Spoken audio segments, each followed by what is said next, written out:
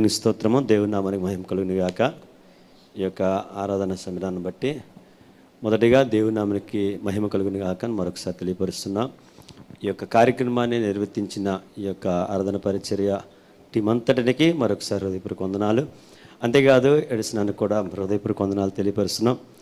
గతంలో చాలాసార్లు ఎడిసనాన్ని గురించి మేము చాలా పర్యాయాలు విన్నాం, కానీ చూడడం అనేది ఫస్ట్ టైం. ఇది చాలాసార్లు అప్పుడు చూడాలనిపించింది, కానీ దేవుని ప్రణాళిక ఈరోజు ఉన్నది. హల్లెలూయా, హల్లెలూయా. కాబట్టి ఇక జరిగిన ఈ సెమినార్ విషయం అంతటిలో అన్న చెప్తూ ఉంటారు. అనేకసార్లు మేము కూడా విన్నాం, ఆరాధన అనేది ఒక గుండె. హల్లెలూయా. పాట అనేది గుండె లోతులోంచి వచ్చేది, గొంతులో నుంచి కాదు, గుండె లోతులోంచి వచ్చేది అని అన్న చెప్పడం అనేది చాలా ఆశ్చర్యంగా ఉన్నది. అంతేకాదు ఆరాధన అనేది ఒక వ్యక్తి తన అంతరంగంలో ఉన్న